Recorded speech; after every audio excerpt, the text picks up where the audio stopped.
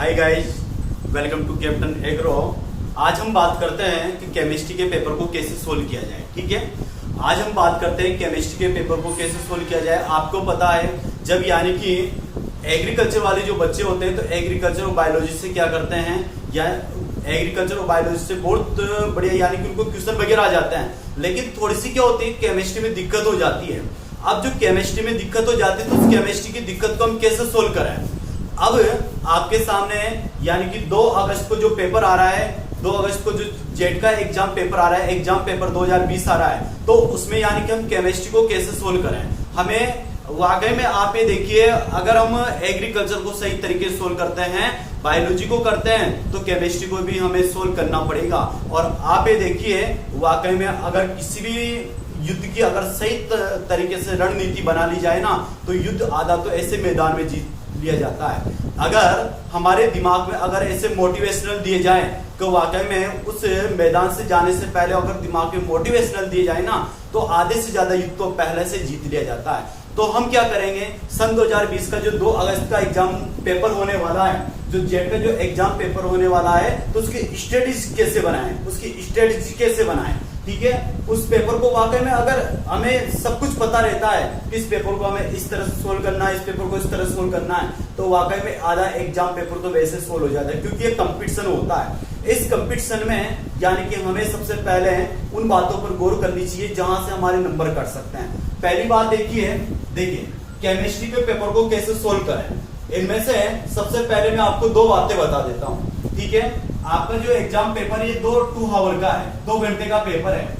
ठीक है, और कुल क्वेश्चनों की संख्या 120 क्वेश्चन रहेंगे आपके। कुल मिलाकर आप ये देखिए, अगर हम यहाँ से तो 120 मिनट है अपने पास, 120 मिनट और यहाँ से 120 क्वेश्चन। तो कहने का मतलब 1 मिनट में 1 क्वेश्चन सोल्व होना चाहिए। ठीक है, 1 मिनट में 1 क्वेश्चन सोल्व होना चाहिए। जैसे कि आपको एग्रीकल्चर और बायोलॉजी में तो कम समय लगता है, कहने का मतलब आधे घंटे में यानी कि जैसे आधे मिनट में 1 क्वेश्चन सोल्व हो जाएगा। और केमिस्ट्री की बात करें तो केमिस्ट्री में लगभग यानी कि थोड़ा सा टाइम ज्यादा लगता है। क्यों? क्योंकि केमिस्ट्री में कैलकुलेशन आती है, रिएक्शनें आती है, उनको सोल्व वगैरह करना होता है। तो इस वजह से क्या होती है, यहाँ से केमिस्ट्री में थोड़ा सा ज्यादा टाइम लगता है। आज मैं आपको इस वीडियो में ये बताऊंगा तो वाकई में हम केमिस्ट्री के पेपर को किस प्रकार से सोल्व किया जा सकता है, ताकि हम अच्छे से अच्छे नंबर ला सके।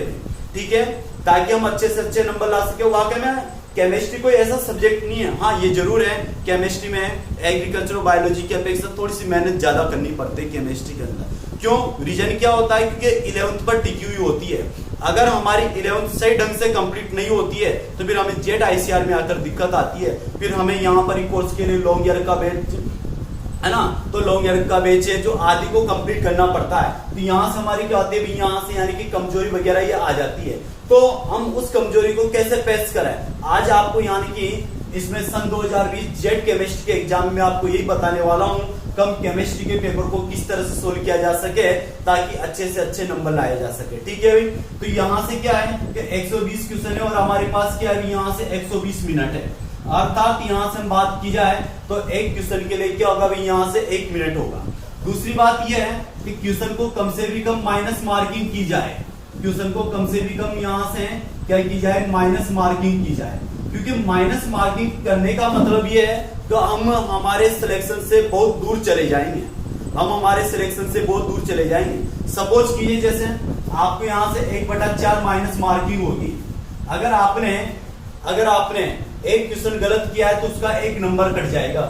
ठीक है, और आपने 2 क्वेश्चन किए तो उसके 2 नंबर कट जाएंगे। एक क्वेश्चन आपका कितने नंबर का होगा, यहाँ से 4 नंबर का होगा यहाँ से। ठीक है, एक क्वेश्चन आपका 4 नंबर का है। प्रत्येक सब्जेक्ट के 40-40 नंबर के पेपर होंगे भाई, 40 क्वेश्चन यहाँ, 40 क्वेश्चन यहाँ और 40 क्वेश्चन यहाँ। और आप ये देखिए, इन 40 क्वेश्चनों में यहाँ से 120 और 4×12 48 यानी 480 नंबर के करीब। ठीक है, आप ये देखिए, अगर यहाँ से इस साल की हम अपेक्षा बात कर लेते हैं तो पिछले सालों से परसेंटेज इस साल कम जाएगी, क्योंकि रीजन क्या है, कोरोना की वजह से यहाँ से परसेंटेज इस साल कम जाएगी नहीं। और इस साल कम जाने का कारण क्या है, क्योंकि यानी कि बच्चों की जिस कदर से तैयारी होनी चाहिए थी ना, जिस हिसाब से तैयारी होनी चाहिए थी, तो उस हिसाब से बिल्कुल भी तैयारी नहीं हो पाएगी। ठीक है, उस हिसाब से बिल्कुल भी तैयारी नहीं हो पाएगी। अन्यथा आप ये देखिए वाकई में अगर बात की जाए तो 200 यानी कि ओबीसी की बात करें तो 270 या 280 के करीबन चली जाती थी। तो लेकिन यहाँ इस साल जो काउंटडाउन है वो बिल्कुल यानी कि लो रहेगा भाई। ठीक है, देखिए यहाँ से सबसे पहले हमें ध्यान रखना है माइनस मार्किंग पर। हम क्वेश्चनों को कम से भी कम माइनस मार्किंग करें, क्वेश्चनों को कम से भी कम माइनस मार्किंग करें, क्योंकि माइनस मार्किंग करने से क्या होता है जो पेपर यानी कि जितने भी क्वेश्चन आने लायक है, अगर हमने क्या किया 20 क्वेश्चन गलत कर दिए तो 20 क्वेश्चन गलत करने का मतलब है हमारे 20 नंबर कट गए। और 20 नंबर कटने का मतलब है जहां पर हमारे यानी कि अगर बात की जाए जहां पर 300 नंबर आने के लायक है वहां पर हम कितने में रह जाते हैं 280। तो अगर तो 20 क्वेश्चन है तो 20 क्वेश्चन पर आप ये देखिए कि राजस्थान में कितने बच्चे आगे चले जाते हैं। 20 क्वेश्चन पर राजस्थान में कितने बच्चे आगे चले जाते हैं। तो सबसे पहली बात तो माइनस मार्किंग सबसे कम की जाएगी। ठीक है, माइनस मार्किंग कम की जाए। और देखिए दूसरी बात, अब हम यहां से पेपर को किस प्रकार से सोल्व किया जाए। देखिए यहां से पेपर को सोल्व करने का जो तरीका है, तो इस पेपर के सोल्व करने के तरीके में सबसे पहली बात तो ये है कि हमारे इस पेपर में 2 राउंड होने चाहिए भी, है ना।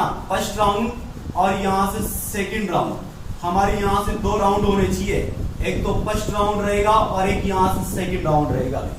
फर्स्ट राउंड की बात की जाए तो फर्स्ट राउंड में देखिएगा तो फर्स्ट राउंड में हमें वही क्वेश्चन सोल्व करना है जो हमें सबसे अच्छे तरीके से आ रहे हो, चाहे एग्रीकल्चर हो, चाहे बायोलॉजी हो, चाहे केमिस्ट्री हो। कहने का मतलब हमें सबसे सही अच्छे तरीके से आ रहे हो। और अपने जो पेपर का लेवल है कम से कम 120 क्वेश्चन में से आपको एक टारगेट रखना चाहिए कम से भी कम 70 क्वेश्चन तो यानी कि सही 70 से 80 क्वेश्चन तो सही निकलने चाहिए भाई हमारे, है ना। आप 70 पेपर का यानी 70 क्वेश्चन का आप एक आंकड़ा लगा लें और यहाँ से 70 क्वेश्चन का आंकड़ा लगाएंगे तो हमें ये लगना चाहिए तो वाकई में 70 से 80 क्वेश्चन तो सही निकलने चाहिए। और 40 क्वेश्चन में से देखोगे आप तो 40 क्वेश्चन में से लगभग 20-20 क्वेश्चन सही भी निकल जाते हैं और 20-20 60 या 70 तो ऐसे आ जाता है। ठीक है, तो फर्स्ट राउंड तो हमें क्या होना चाहिए 70 से 80 क्वेश्चन का होना चाहिए यहाँ से। और फर्स्ट राउंड में हमें वही क्वेश्चन अटेम्प्ट करने हैं जो बिल्कुल सही हो और सटीक हो। यानी कि हमने ये देख लिया तो वाकई में फर्स्ट राउंड में ये 70 से 80 क्वेश्चन सही निकल गए।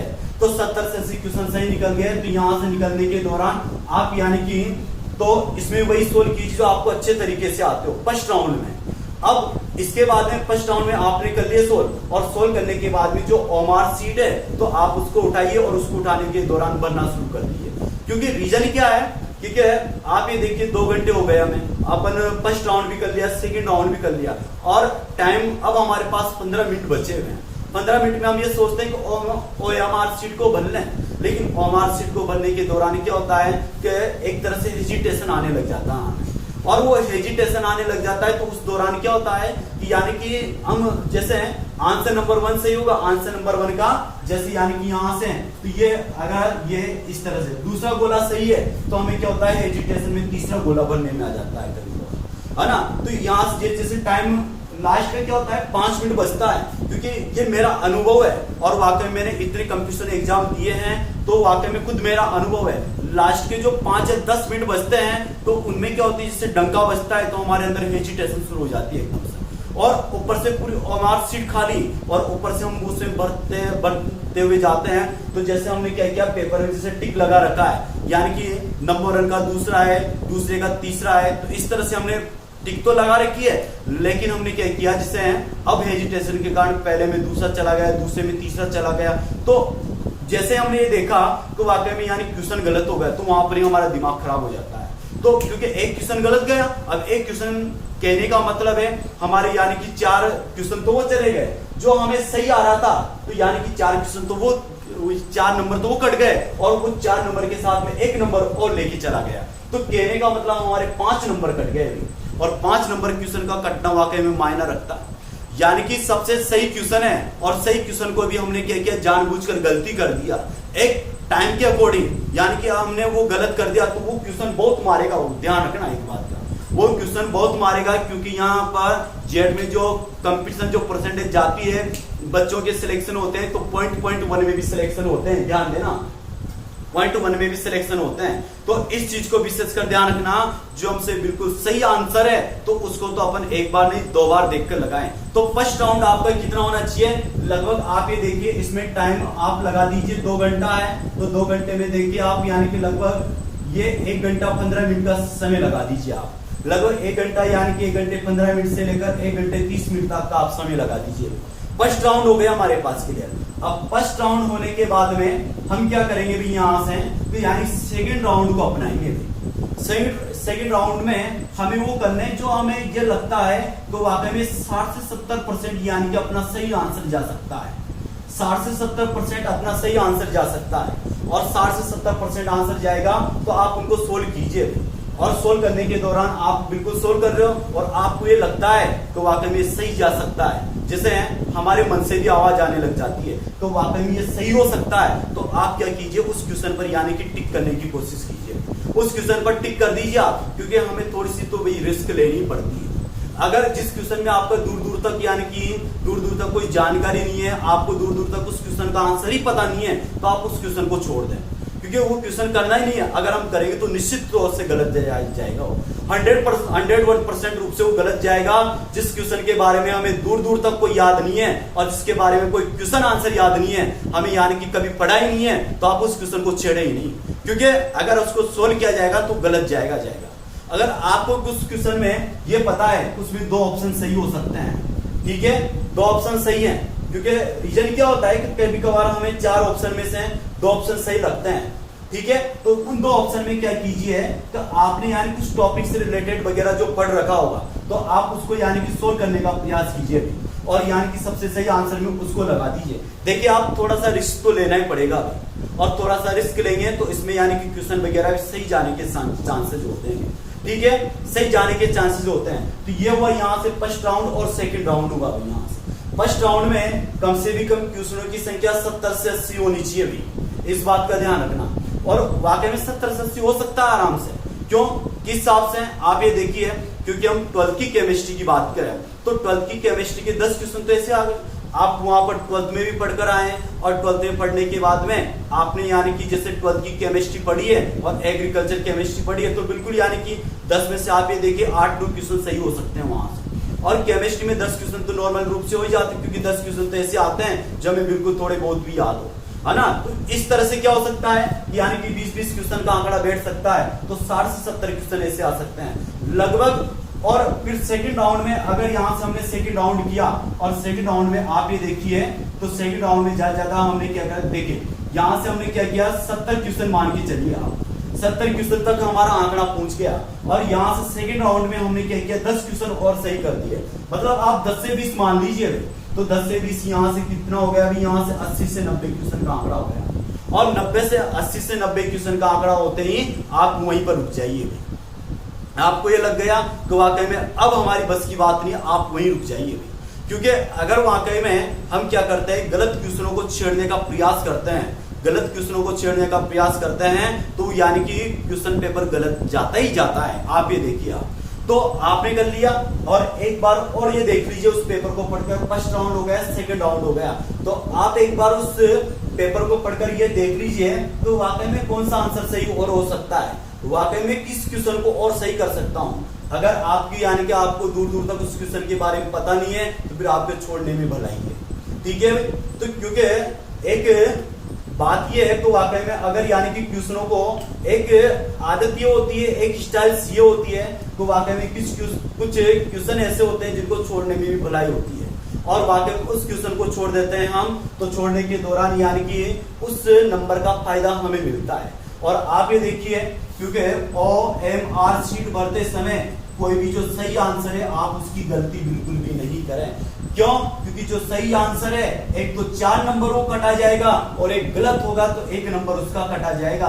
कुल मिला के यहाँ से कितने नंबर हो गए, यहाँ से 5 नंबर हो गए, और यहाँ से जो 5 नंबर हुए ये यानी कि हमारे सिलेक्शन में क्या होंगे, सबसे ज्यादा खोलेंगे हम, ध्यान रखना, क्योंकि वहां तो कंपटीशन है, और कंपटीशन तो यानी कि 1% 0.1 नंबर का भी क्या रहता है, यहाँ तो ख्याल रहता है, ठीक है। तो ये तो हुआ यहाँ से फर्स्ट और सेकंड राउंड, तो 2 राउंड आपको अपनाने हैं। फर्स्ट राउंड में क्वेश्चन वही करने हैं जो आपको आते हो, मतलब 90 से 100% आपको आते हैं क्वेश्चन वही करने हैं, क्लियर बात। सेकंड राउंड अपनाना है लगभग यानी कि 1.25 या 1.5 घंटे के बाद में आपको सेकंड राउंड अपनाना है, और सेकंड राउंड में भी वही करते हैं जो आपको यानी कि 60 से 70% क्वेश्चन आ रहा हो, वो बिल्कुल नहीं करना है जो आपको यानी कि दूर दूर तक, बिल्कुल दूर दूर तक आपने कभी पढ़ नहीं रखा है और आपको यानी कि बिल्कुल भी याद नहीं हो, तो आपको दूर दूर तक नहीं करना।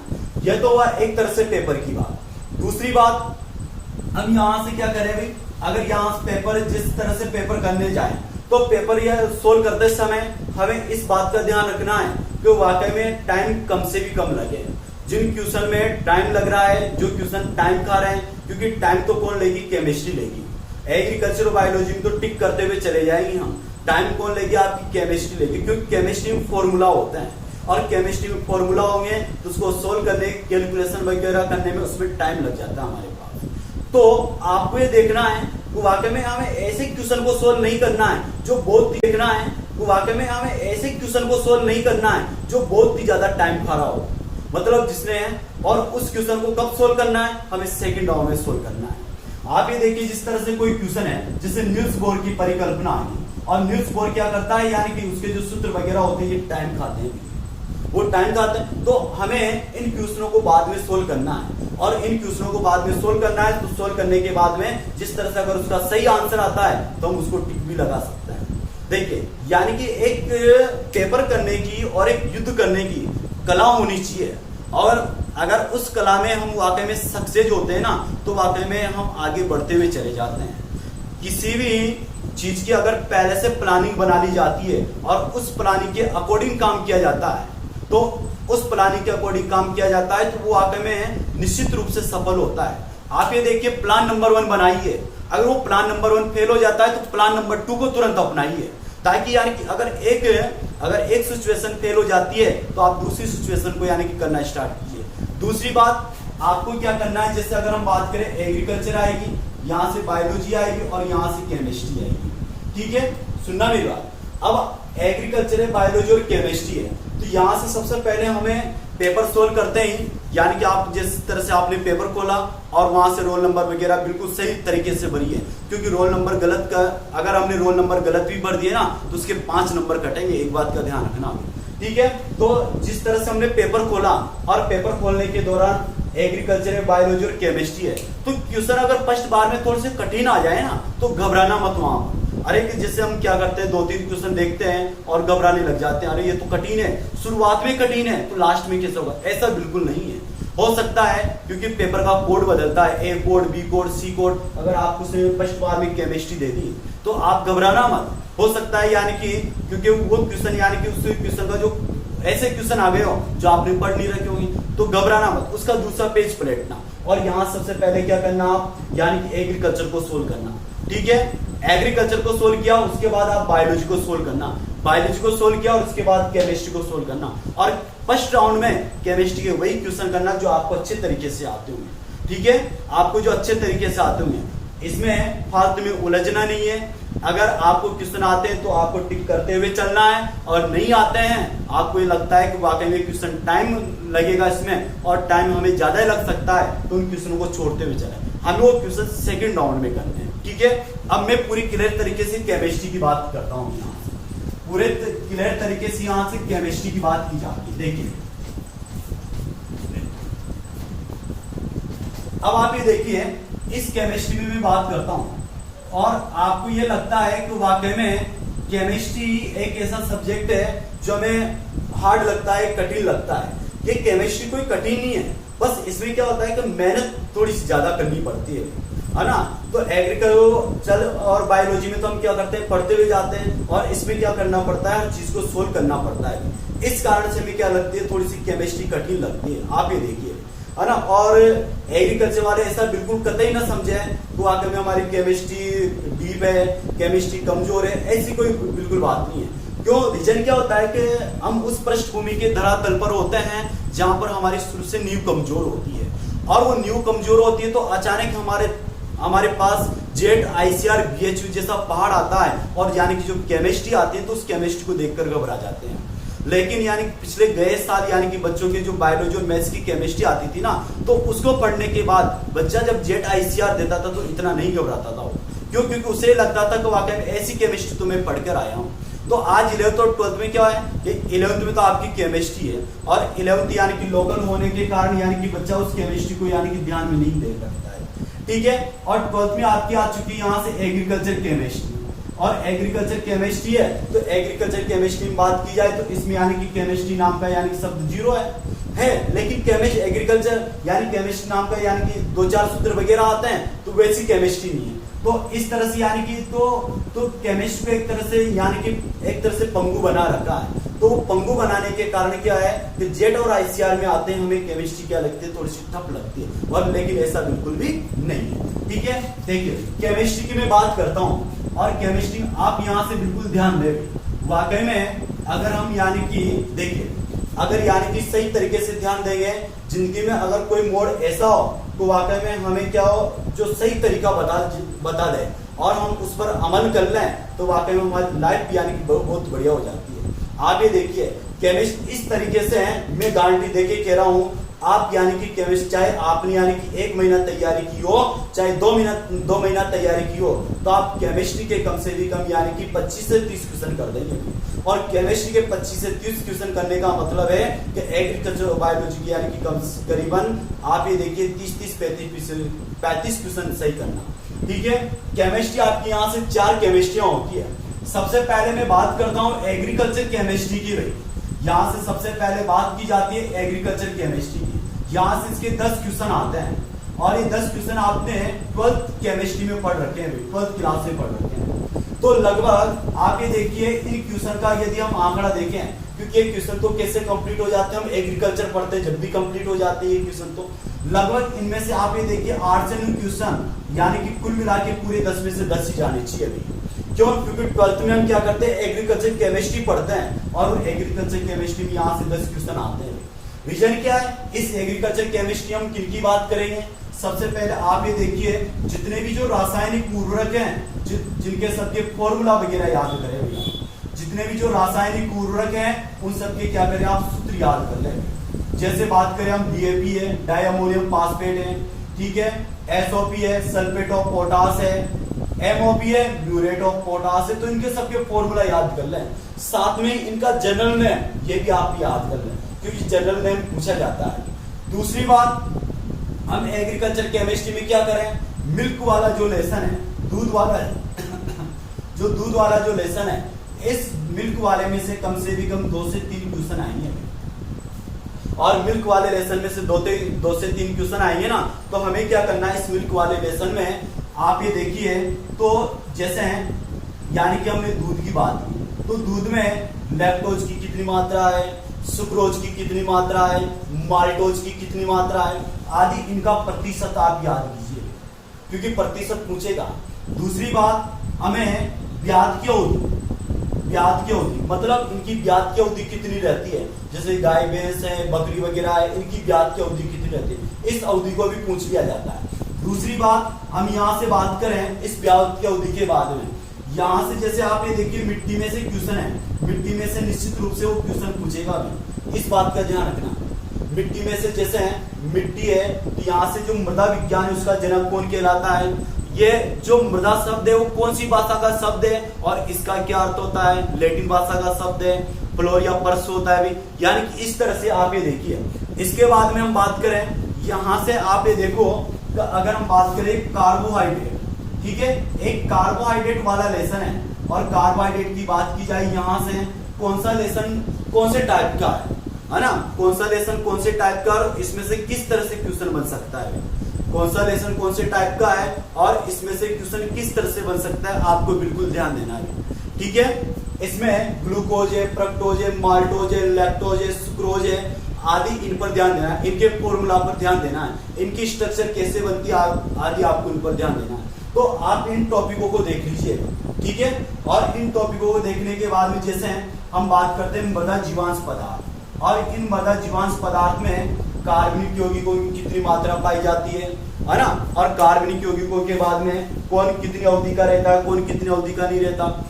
बैक्टीरिया सूक्ष्म जीवाणुओं के प्रकार है, बैक्टीरिया है, एक्टिनोमाइसीट्स है ना, और इसके बाद में फंजाई है, प्रोटोजोआ है, आदि है। तो आदि के बारे में हम कैसे स्टडी करें, है ना, आदि है, तो आदि को क्या करें हम, यानी कि बिल्कुल सही तरीके से देखें। तो इन टॉपिकों को देखने के दौरान एग्रीकल्चर केमिस्ट्री हमारी वाकई में सही तरीके से कंप्लीट हो सकती है।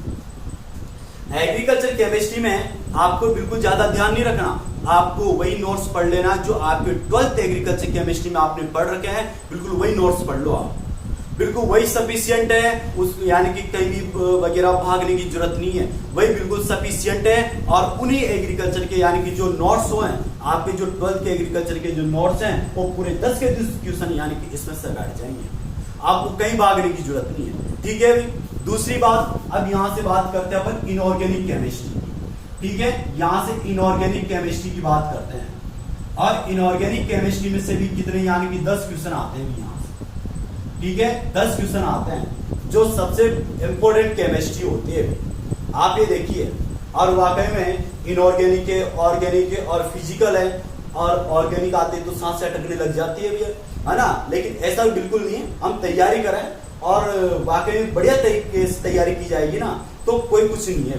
ठीक है, इनऑर्गेनिक केमिस्ट्री है तो सबसे पहले आप मोल अवधारणाओं को कंप्लीट कीजिए, मोल कॉन्सेप्ट। ठीक है, यहां से आप मोल कॉन्सेप्ट को कंप्लीट कीजिए, और मोल कॉन्सेप्ट को कंप्लीट करने के दौरान एक क्वेश्चन तो इसका निश्चित रूप से आता है मोल क्वेश्चन, मोल कॉन्सेप्ट। और मोल कॉन्सेप्ट आप मेरे वीडियो को देखना, मैंने आपको एक सूत्र बताया है, आप उस सूत्र को सोल्व कीजिए। उस सूत्र के हिसाब से कोई सा भी मोल का सवाल आ जाए, कोई सा भी मोल का न्यूमेरिकल आ जाए तो आप उसको सोल्व कर सकते हैं। कम से भी कम यहां से 5 से 10 न्यूमेरिकल आएंगे आपके, एक बात का ध्यान रखना, 5 या 8 या फिर 10 न्यूमेरिकल आएंगे कम से भी कम, इस बात का बिल्कुल ध्यान रखना। अगर यानी कि ये उन न्यूमेरिकलों में आपको ज्यादा समय बर्बाद नहीं करना, आपको क्या करना अभी इन न्यूमेरिकलों में आपको कम से भी कम यानी कि समय देखना है। और अगर ऐसे क्वेश्चन जो यानी कि कम से भी कम समय लगे, कम से भी कम समय बर्बाद हो, तो हमें ऐसे क्वेश्चनों को देखना है। ठीक है, आप ये देखिए। दूसरी बात यहां से न्यूज बोर है, दूसरी बात क्या है, यहां से न्यूज बोर है, और न्यूज बोर में से क्वेश्चन आता ही रहता है, निश्चित रूप से क्वेश्चन आएगा। या तो बोर, या तो उसकी बोर त्रिज्या को पूछे, या इलेक्ट्रॉन को पूछे, या फिर कुल ऊर्जा की गणना करे, निश्चित रूप से आएगा। इसके बाद में क्वांटम संख्या है भाई, यहां से क्वांटम संख्या, और इसमें से निश्चित रूप से क्वेश्चन हर साल एक या इसके 2 क्वेश्चन पूछे जाते हैं। और इसके सन 2018 में तो इसके 3 या 4 क्वेश्चन पूछे गए थे। आप ये देखिए, सन 2018 में तो उसके 3 या 4 क्वेश्चन पूछे गए थे क्वांटम संख्याओं। क्वांटम संख्याओं के बाद में यहां से हम बात करेंगे अष्टक नियम की, जैसे यानी कि 8 इलेक्ट्रॉन पूरे किए जाते हैं अष्टक नियम की। आप ये देखिए, अष्टक नियम के बाद में हम यहां से बात करेंगे तो आप ये देखिए, एमओटी है, वीबीटी है ना, एमओटी है, यहां से वीबीटी है, आदि सिद्धांत वगैरह आते हैं, वीएससीपीआरटी है, वीएससीपीआरटी है, आदि सिद्धांत वगैरह आते हैं। तो हमें क्या करना है, इन पर यानी कि बिल्कुल फोकस करना है।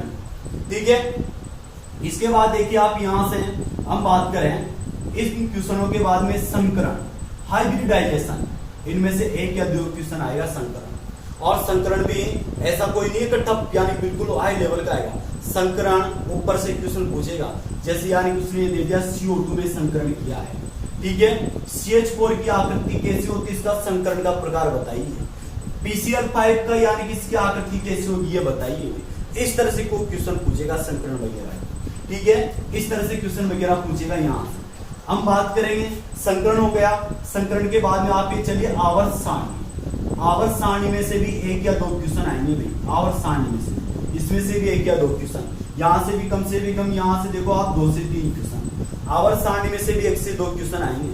और आवर्त सारणी पढ़ने का मतलब है, यदि हमने आवर्त सारणी कंप्लीट की है तो इसके साथ में यानी कि जितने भी जो आसपास के क्वेश्चन होते हैं, जैसे यानी कि विद्युत ऋणता है, सबसे ज्यादा विद्युत ऋणता फ्लोरीन की होती है, सबसे ज्यादा इलेक्ट्रॉन बंधुता क्लोरीन की होती है। ठीक है, इस तरह के क्वेश्चन है ना, तो इस तरह के क्वेश्चनों को आप ये देखिए, कम अधिक वाले। अगर हम वर्ग में ऊपर से नीचे की ओर चलते हैं तो परमाणु त्रिज्या बढ़ती है या घटती है ना, बाएं से दाएं चलते हैं तो आकार के मान में वृद्धि होती है या घटती है। आप इन क्वेश्चनों को देखिए, कहने का मतलब ऐसे क्वेश्चन जो पेचीदा होते हैं, जो हमें उलझा सकते हैं, आप इन क्वेश्चनों को सबसे ज्यादातर देखिए। तो यहाँ से ये हो सकते हैं, क्लियर बात है ना, ध्यान देना बोर्ड में। और देखिए, आप अगर इस तरीके से वाकई में प्लानिंग करेंगे तो मैं बता रहा हूँ आप केमिस्ट्री के कम से भी कम 30 क्वेश्चन के करीबन सही कर दोगे आप। 30 से यानी कि 30 से ऊपर वाकई में आंकड़ा ही जाएगा, अगर वाकई में आपने सही तरीके से अभी पढ़े हो और सही तरीके से आपने मेहनत की है तो वाकई में 30 क्वेश्चन से लगातार ऊपर तो चला ही जाएगा। आप ये देखिए, तो आपको क्या करना है, यहां से अगर हम बात करेंगे तो आप ये देखिए न्यूज बोर को पढ़ना है, मोल कॉन्सेप्ट को पढ़ना है, यहाँ से क्वांटम संख्याओं को पढ़ना है, अष्टक नियम को पढ़ना है, एमओटी, वीबीटी, वीएससीपीआरटी आदि को पढ़ना है, संकरण को पढ़ना है, आवर्त सारणी को पढ़ना है। क्योंकि ये तो ऐसे टॉपिक हैं तो वाकई में इनमें से हैं। अगर आप तो इन्हीं टॉपिक को पढ़ लीजिए और इन्हीं टॉपिक को पढ़ने के बाद में 7 से 8 क्वेश्चन आपके फिक्स रूप से बैठ जाएंगे। ठीक है, इन टॉपिक को पढ़ने के बाद आपके 7 से 8 क्वेश्चन तो निश्चित रूप से बैठ जाएंगे। क्लियर बात। अब आप ये देखिए, इसके बाद में इनऑर्गेनिक हो गए हमारे पास। अब ये देखते हैं यहाँ से ऑर्गेनिक, सबसे यानी कि ऑर्गेनिक केमिस्ट्री हुई। और ऑर्गेनिक केमिस्ट्री में देखो आप, ऐसी कोई बात नहीं कि ऑर्गेनिक केमिस्ट्री हमें बिल्कुल कठिन लगेगी, ऐसी बिल्कुल बात नहीं है। ऑर्गेनिक केमिस्ट्री अगर इसको आगे में शानदार तरीके से पढ़ा जाए ना तो सबसे बढ़िया केमिस्ट्री भी यही लगती है, ऑर्गेनिक केमिस्ट्री। दूसरी बात, यानी कि हम बात करें इसके 10 क्वेश्चन की, इस ऑर्गेनिक केमिस्ट्री के 10 क्वेश्चन की हम बात करें। इसमें देखिए आईयूपीएससी नाम, सबसे बड़ी बात तो आईयूपीएससी नाम, इसके 2 से 3 क्वेश्चन है ना। आईयूपीएससी नाम, अगर जिन्होंने आईयूपीएससी नहीं पढ़ी है वो आईयूपीएससी पढ़ लेना। और आईयूपीएससी को ज्यादा यानी कि अगर हमने 1-2 बार किए इसके, यानी कम से भी कम 40 से 50 अगर एग्जाम्पल भी सोल्व कर लिए ना तो आपकी, और 40 से 50 अगर एग्जाम्पल भी सोल्व कर लिए ना तो आपकी ऑर्गेनिक केमिस्ट्री बिल्कुल सोल्व हो जाएगी। आपने 40 से 50 क्वेश्चन भी सोल्व कर लेना तो आपकी ऑर्गेनिक केमिस्ट्री बिल्कुल कंप्लीट हो जाएगी। इस बात का ध्यान रखना। ठीक है, क्यों? क्योंकि आईयूपीएससी कंप्लीट होते हैं इसके 2 से 3 क्वेश्चन सही हो जाएंगे। दूसरी बात हमें ये देखना है इसमें, यानी कि सबसे ज्यादा नेम रिएक्शन। आप ये देखिए नेम रिएक्शन, और नेम रिएक्शन का जैसे आप गुड़ अभिक्रिया है ना, जैसे गुड़ अभिक्रिया आ गई, गुड़ अभिक्रिया के बाद में आप ये देखिए यहां से हम बात करें है ना, जिस तरह से आप ये देखिए फ्लोरीनीकरण है, ब्रोमीनीकरण है, ठीक है, फ्लोरीनीकरण है, ब्रोमीनीकरण है आदि है, जितनी भी यानी कि जो रासायनिक अभिक्रिया होती है, जितनी भी जो नेम रिएक्शनें होती है, यहाँ से देखिए मेलिंग अभिक्रिया है ना, और जितनी यानी कि नेम रिएक्शन है, तो नेम रिएक्शनों को आप ये देखिए, क्योंकि ये इस तरह से याद नहीं होगी, हम उसको याद करेंगे तो लगभग इस तरह से पढ़ेंगे, या जैसे किताब खुली हुई है और किताब खुलने के बाद हम पढ़ रहे हैं तो इस तरह से यानी कि वो सही नहीं होगी। हमें अगर उसको सोल्व करना है तो आप ये देखिए जितनी भी जो नेम रिएक्शन है आप एक कॉपी में लिख लीजिए। अभी आपने कॉपी में लिखी, आप रोजाना आज से ही आप यानी कि 5 रिएक्शनें लिख लें आप, और 5 रिएक्शनों को आप यानी कि रोजाना याद करने का प्रयास करें। याद आपको क्या करना है, यानी कि आप ये देखिए इसमें यानी कि क्या उत्पाद बनेगा, है ना। 5 रिएक्शनों को आप कॉपी में लिख लीजिए, और 5 है तो उसको सुबह के टाइम भी पढ़िए और शाम के टाइम भी पढ़िए। 5 क्वेश्चन को आप रोजाना लिख लें, और 5 अभिक्रियाओं को लिखने के बाद में आप ये देखिए कि वाकई में इन्हें किस तरह से याद करना है, तो आप उन्हें सुबह भी याद कीजिए और शाम को भी याद कीजिए।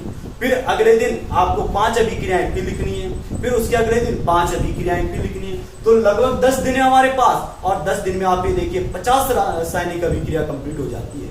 और लगभग कितनी होगी केमिस्ट्री में, यही 70 से 80 रिएक्शनें होगी, ज्यादा नहीं है। और इन्हीं 50 रिएक्शनें भी यदि आपने याद कर ली ना, अरे आप 50 तो छोड़िए, लेकिन आपने अगर 30 से 40 क्वेश्चन भी यानी कि अगर रिएक्शनें भी याद कर ली ना, मैं बता रहा हूँ ऑर्गेनिक केमिस्ट्री के 5 से 6 क्वेश्चन तो ऐसे सोल्व हो जाएंगे। ठीक है, इसके बाद में हम बात करते हैं SN1 और SN2 अभिक्रिया। हम बात करते हैं SN1 और SN2 अभिक्रिया। यहाँ से अभिक्रियाओं के प्रकार होते हैं वे SN1 और SN2। ठीक है, इसके बाद में आप ये देखिए मेडिसिन, यानी कि हम कौन कौन सी मेडिसिन का यूज कर रहे हैं। जैसे आप ये देखिए अगर हम बात करें सेक्रिन वगैरह है ना, सेक्रिन है, पैरासीटामोल है, इसके बाद में दर्द निवारक औषधियां है ना, तो आदि जो प्रतिजैविक है, एंटीबायोटिक है, ऐसी कौन सी रासायनिक अभिक्रिया जो यानी कि विकसित यानी जिनके द्वारा दवाइयां विकसित होती है, तो आदि इस मेडिसिन वगैरह का यदि यूज कर लिया जाता है ना, तो यूज करने के बाद में आप ये देखिए तो वो यानी कि वो क्वेश्चन किस तरह सोल्व हो सकता है ये देखिए, क्योंकि मेडिसिन वाला चैप्टर भी है आपके, क्योंकि ये कहाँ से उठाया गया, बायोलॉजी केमिस्ट्री से उठाया गया, आपके एग्रीकल्चर केमिस्ट्री में नहीं है लेकिन बायोलॉजी केमिस्ट्री में उठाया गया है। तो आप इनको इस तरह से याद कीजिए, जो जो मेन टॉपिक है मैं उन्हीं के बारे में बता रहा हूँ, आपको यहाँ से बिल्कुल इस तरह से ध्यान देना है। ठीक है, मेन टॉपिक बता रहा हूँ, आपको उन्हीं के बारे में ध्यान देना है। यहाँ से आईयूपीएससी नाम आएगा, यहाँ से नेम रिएक्शन आएगी, ठीक है, जैसे बूर्ज है, क्लोरीनीकरण है, ब्रोमीनीकरण है, ठीक है। और यहाँ से बात की जाए अनेक जो रिएक्शनें होती है तो उनका यानी कि नाम वगैरह दिया जाता है। इसके बाद में बात की जाए HN1 और SN2 है, मेडिसिन वगैरह है, आदि की यानी जो रिएक्शनें वगैरह होती है इनके नाम हैं। कई सूत्र यौगिकों के जो नाम वगैरह होते हैं, जैसे पिछली बार क्या पूछा गया था, CH3COCH3 पूछा गया था, इसका यूपीएससी नाम पूछा गया था सन 2018, ठीक है। क्योंकि और आप ये देखिए जब से यानी कि आपके एग्रीकल्चर केमिस्ट्री आई है तो आपके केमिस्ट्री का थोड़ा सा स्टैंडर्ड लो कर दिया अभी। तो केमिस्ट्री का स्टैंडर्ड लो करने के दौरान क्या है, तो उस स्टैंडर्ड के अकॉर्डिंग आप यानी कि आराम से यानी कि 30 क्वेश्चन के ऊपर यानी उन क्वेश्चनों को ले जा सकते हैं। क्लियर बात। चलिए इसके बाद हम बात करेंगे यहाँ से फिजिकल केमिस्ट्री की। आप ये देखिए यानी कि फिजिकल केमिस्ट्री, और इस फिजिकल केमिस्ट्री में देखो आप हम यहाँ से बात करेंगे ये फिजिकल केमिस्ट्री, ठीक है। और ये देखिए आप यहाँ से इस फिजिकल केमिस्ट्री की हम बात करते हैं, और इस फिजिकल केमिस्ट्री में यदि हम बात कर लेते हैं तो फिजिकल केमिस्ट्री में ध्यान देना। आप ये देखिए इस फिजिकल केमिस्ट्री में सबसे पहले हम बात करें यहाँ से रासायनिक साम्य और आयनिक साम्य, ठीक है। रासायनिक साम्य और आयनिक साम्य की हम बात करते हैं, देखिए, ठीक है। ये देखिए यहाँ से ये रासायनिक साम्य और यहाँ से आयनिक साम्य, दोनों टॉपिक ऐसे हैं कि निश्चित रूप से क्वेश्चन पूछे जाते हैं। रासायनिक साम्य और आयनिक साम्य से निश्चित रूप से क्वेश्चन पूछे जाते हैं, और इसका एक फॉर्मूला है Kp बराबर Kc RT delta N, RT delta N। इसका ये फॉर्मूला तो निश्चित रूप से इससे संबंधित क्वेश्चन आता है, इससे संबंधित यानी कि एक ना एक टॉपिक निश्चित रूप से पूछा जाता है। Kp बराबर Kc RT डेल्टा N, यहां से क्वेश्चन होता है, ठीक है। इसके बाद में बात की जाए पीएच, जो पीएच के क्वेश्चन आते हैं, पीएच की वगैरह क्वेश्चन आते हैं, और पीएच वगैरह के दे दिए जाए, जैसे यानी कि 0.01 M HCl की पीएच क्या होगी, है ना, नॉर्मल की पीएच क्या होगी, इस तरह से क्वेश्चन दे दिए जाते हैं, आपने देख रखा होगा, है ना। और इसके अलावा जैसे बात की जाए रासायनिक साम्य आयनिक साम्य, अम्ल और सार की बात करते हैं, सब इसी के अकॉर्डिंग आती है। अम्ल और सार की बात की हमने यहाँ से अम्ल और सार, ठीक है। अम्ल और सार में तीनों अवधारणाएं हैं, और तीनों अवधारणाओं में से देखो आप, जैसे आर्यनेस अवधारणा है, ब्रोंस्टेड लोरी अवधारणा है, कोसेल लुईस अवधारणा है, तीनों अवधारणा को ठीक तरीके से पढ़ लेना है। और क्वेश्चन कहाँ से आते हैं, ब्रोंस्टेड लोरी अवधारणा में से आते हैं। क्यों? क्योंकि ब्रोंस्टेड लोरी अवधारणा क्या करती है, हमें यानी कि कंफ्यूज करते हैं सबसे ज्यादा। अम्ल बनेगा उसका सहयोगी सार बनेगा, सार बनेगा उसका सहयोगी अम्ल बनेगा, अम्ल 1 होगा तो सार 1 होगा, अम्ल 2 होगा तो सार 2 होगा। कौन किसका सहयोगी सार बनेगा, कौन किसका सहयोगी सार नहीं बनेगा, कौन उभय प्रोटीक होगा, जो अम्ल और सार दोनों ही बनाता है, जो प्रोटॉन देता भी है और जो प्रोटॉन ग्रहण भी करता है, वो क्या कहलाता है, यहाँ से उभय प्रोटीक कहलाता है। आप ये देखिए, तो इस तरह से अगर इसके अकॉर्डिंग की बात कर ली जाए तो लगातार क्या होता है, यहाँ से इस तरह से यानी कि सिस्टम ये लगातार इस तरह से चलता हुआ रहता है, ठीक है। यहाँ से अम्ल और सार की बात कर सकते हैं। यहाँ से देखिए अम्ल और सार की तीनों उदाहरणों के बारे में देखना है। अम्ल और सार के बाद में देखो आप यहाँ से हम, है ना, हम बात करेंगे, जैसे कभी कभार आपने देखा होगा बफर विलयन, बफर विलयन के बारे में सुना होगा। तो बफर विलयन भी क्या होते हैं, यहाँ से 2 प्रकार के होते हैं, ठीक है। और यहाँ से अम्लीय है, देखिए एक तो साधारण है और एक मिश्रित है। मिश्रित भी 2 प्रकार के हैं, अम्लीय और क्षारीय।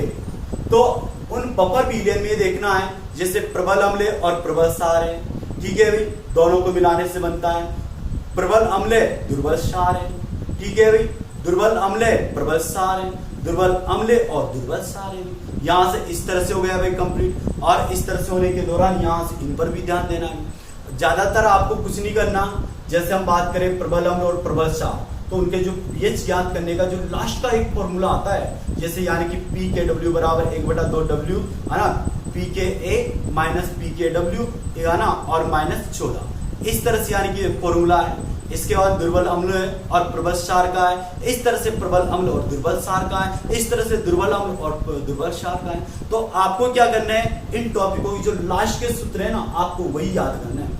आपको पूरी यानी कि इसमें नहीं पढ़ना है, आपको जो लास्ट के सूत्र होते हैं वही याद करने हैं। दूसरी बात, इंडिकेटर, इंडिकेटर का मतलब सूचक, जो क्या करते हैं यानी कि अम्ल और क्षार की सामर्थ्य को बताने का काम करते हैं, उन्हें इंडिकेटर यानी कि सूचक कहा जाता है। एक क्वेश्चन निश्चित रूप से पूछ सकता है इस इंडिकेटर में से। क्लियर बात? चले आगे के टॉपिक के बारे में बात करते हैं, उष्मा गति की। आगे के टॉपिक के बारे में बात की जाती है यहाँ से उष्मा गति की, और उष्मा गति के में भी देखिए आप यहाँ से भी क्वेश्चन पूछे जाते हैं। जैसे देखिए उष्मा गतिकी में कौन सा टॉपिक क्या है, यानी कि जैसे हम बात कर ले यहाँ तंत्र और निकाय है। तंत्र है, इसके बाद में तंत्र के बाद में हम बात करें परिवेश है ना, तो उनके बारे में बात कर ली जाए। उष्मा गतिकी का प्रथम नियम है, द्वितीय नियम है, तृतीय नियम है। इसके बाद यहाँ से बात कर ली जाए तो आदि जो जिससे क्वेश्चन होते हैं तो उष्मा गतिकी से संबंधित पूछे जाते हैं। ठीक है, यहाँ से एक या दो क्वेश्चन इसका आ जाता है। यहाँ से इसकी बात करें तो यहाँ से है आप ये देखिए गैसों के नियम है। ठीक है, यहाँ से गैसों का नियम है, और ये देखिए आदर्श गैस समीकरण है। ठीक है, यहाँ से देखिए मैं नीचे लिख देता हूँ, आदर्श गैस समीकरण है। आदर्श गैस समीकरण है, वान वाल समीकरण है ना, वान वाल समीकरण वगैरह आदि के बारे में पूछ ले जाते हैं। इसमें फिजिकल केमिस्ट्री में होता है क्या है, थोड़ा सा क्वेश्चन का आंकड़ा कम हो जाता है।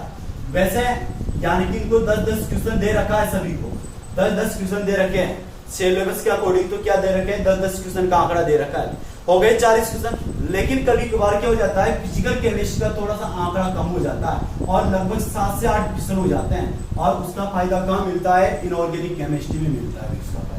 ठीक है, क्यों? क्योंकि इसका थोड़ा सा आंकड़ा कम हो जाता है, इसके टॉपिक्स थोड़े से कम है। क्यों? क्योंकि यानी कि जो टॉपिक्स हैं ये हमारी यानी कि 11th या 12th यानी कि 11th की केमिस्ट्री में नहीं आता है। तो इस कारण से यहाँ से जैसे बफर विलयन है, जानना गैसों का नियम है, आदर्श गैस है, वान डेर वाल गैस समीकरण है आदि के बारे में सही तरीके से तैयारी करें। दूसरी बात, यहाँ से हम बात करें तो जो फिजिकल केमिस्ट्री है, तो इस फिजिकल केमिस्ट्री में आती है शुद्धिकरण, कार्बनिक यौगिकों के शुद्धिकरण की क्रिया, कार्बनिक यौगिकों के शुद्धिकरण है ना, यहाँ से इसका शुद्धिकरण हम शुद्धिकरण किस हिसाब से करें, और इस शुद्धिकरण में क्या क्या ऐसे पदार्थ अपना लिए जाएं कि इसका शुद्धिकरण आसानी से हो सकता है। ऐसे क्या क्या पदार्थ अपना ले जाएं कि इसका शुद्धिकरण आसानी से हो सकता है। ठीक है, तो उनमें प्रयुक्त होने वाली रासायनिक अभिक्रिया, जैसे यानी पिछले साल एक क्वेश्चन आया था, यानी कि ऐसे कौन से दो ऐसे पदार्थ ऐसे द्रव पदार्थ जिनके क्वथनांकों में बहुत ही कम अंतर है ना। आप क्वेश्चन को समझने का प्रयास करना। ऐसे दो द्रव पदार्थ हैं जिनके क्वथनांकों में बहुत ही कम अंतर है। अब उनके क्वथनांकों में बहुत ही कम अंतर है, तो उन्हें पृथक करने के लिए कौन सी आसवन विधि का उपयोग किया जाता है? उन्हें पृथक करने के लिए कौन सी आसवन विधि का उपयोग किया जाता है? 4 आसवन होते हैं, साधारण आसवन, प्रभाजी आसवन, यानी कि ये भापी आसवन, और यानी कि अगर बात की जाए गैस स्तंभ आसवन होता है। इस तरह से 4 आसवन होता है। तो यहाँ से जो प्रभाजी आसवन होता है, तो प्रभाजी आसवन करता है क्या, यहाँ से जो प्रभाजी आसवन है प्रभाजी स्तंभ का उपयोग किया जाता है। तो प्रभाजी स्तंभ क्या करता है, उन दो द्रवों को पृथक करता है जिनके क्वथनांकों में बहुत ही कम अंतर होता है। जैसे हम बात करें यहाँ से H2O+, यहाँ से C2H5OH होता है, H2O+ C2H5OH होता है। इसका तो यानी क्वथनांक 100% होता है, और इसका क्वथनांक 90.9 डिग्री सेंटीग्रेड होता है। अब इन्हें कैसे पृथक करें, वो पृथक करने के लिए किसका यूज किया जाता है, यहाँ से प्रभाजी स्तंभ का यूज किया जाता है। तो यहाँ से सबसे सही आंसर कौन गया था, प्रभाजी आसवन गया था। ठीक है, इसके बाद में यहाँ से बात कर ली जाए कि यहाँ से जैसे शुद्धिकरण, यहाँ से अयस्क वगैरह आते हैं। अयस्क जैसे आपने पढ़ा होगा, जाग पलवन विधि है, वात्या भट्टी है ना, तो आदि के बारे में पिछली बार यही क्वेश्चन आया था, जाग पलवन विधि में कौन से अयस्कों का सांद्रण किया जाता है? जाग पलवन विधि में सल्फाइड अयस्कों का सांद्रण किया जाता है। इस बात का ध्यान रखना। ठीक है, उनसे संबंधित जितने भी अयस्क हैं वो यानी कि एल्यूमिनियम के कितने अयस्क हैं, आयरन के कितने अयस्क हैं, कॉपर के कितने अयस्क हैं आदि से संबंधित सब पूछे जाते हैं। तो आपको ये बिल्कुल ध्यान रखना है कि वाकई में कौन से टॉपिक से कौन से संबंधित यानी क्वेश्चन वगैरह पूछे जाते हैं। आप ये देखिए, जैसे 10 दिन है हमारे पास, अगर 10 दिन में हमें वाकई में केमिस्ट्री के अच्छे से भी अच्छे तैयारी करनी है, तो आप इन 10 क्वेश्चनों में आप ये देखिए, इन 10 दिनों में प्रत्येक के 10-10 क्वेश्चन है, तो आप अगर इसके हिसाब से तैयारी करेंगे तो मैं आपको गारंटी देके कह रहा हूं, कम से भी कम आपका आंकड़ा 30 क्वेश्चन के करीबन का होगा, है ना। आपका आंकड़ा 30 क्वेश्चन के करीबन का होगा। आप ये देखिए, अगर आपको आता है तो आप आगे बढ़िए और नहीं आता है तो आप आगे मत बढ़िए।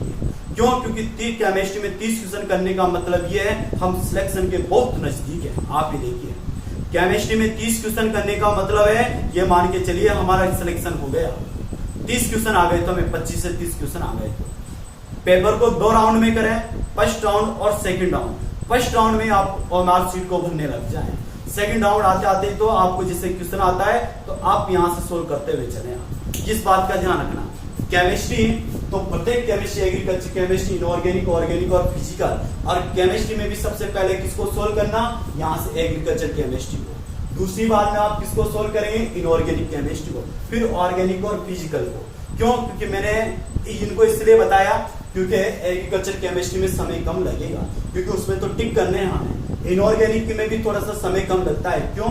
क्योंकि इसमें कई क्वेश्चन डायरेक्ट उठा के दे दिए जाते हैं। ठीक है, ऑर्गेनिक में भी क्या होता है, थोड़ा सा हमें रटना पड़ता है, इसमें भी सही होता है। लेकिन फिजिकल वगैरह में क्या होता है कि हमें सोल्व करने पड़ते हैं वो क्वेश्चन, जब जाके यहाँ से सही तरीके से आंसर बनता है। ठीक है गाइस, आप यहाँ से जो मेरे बताए गए तरीके से आप तैयारी कीजिए, आपका सबका सिलेक्शन होगा निश्चित रूप से।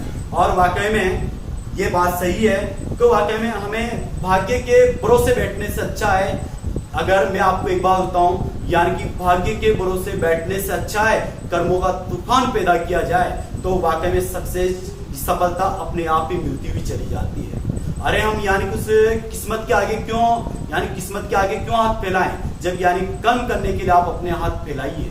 आप किस्मत के भरोसे मत रहिए, क्योंकि किस्मत यानी कि किस्मत से हमारा सिलेक्शन हो जाए, किस्मत से ऐसा हो जाए, किस्मत से वैसा हो जाए, ऐसा कुछ नहीं होगा। कर्म कीजिए और उस कर्म के आगे यहाँ से किस्मत को भी झुकना पड़ता है।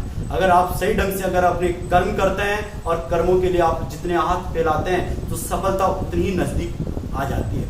किस्मत का कोई भरोसा नहीं है, किस्मत से हमें सफलता मिले या नहीं मिले वो कोई यानी कि कोई टारगेट नहीं है, लेकिन अगर हमने कर्म किए हैं तो उसे सफलता निश्चित रूप से मिलनी है और मिलके ही रहेगी। आप ये ध्यान रखें, क्योंकि एक श्लोक आता है कर्मण्य, आप ये ध्यान रखें, क्योंकि एक श्लोक आता है कर्मण्य वादुकारस्तु मा फलेषु कदाचन, यानी कि आप कर्म करोगे तो उसका फल आपको निश्चित रूप से मिलेगा। तो आज मैंने आपको केमिस्ट्री में ये थोड़ा सा एक क्राइटेरिया दिया है, केमिस्ट्री में थोड़ा सा यानी कि इसके बारे में बताया है कि वाकई में पेपर को किस तरीके से सोल्व किया जाए और जिसके कारण से यानी कि एक केमिस्ट्री के अधिक से अधिक क्वेश्चनों को सोल्व किया जा सकता है।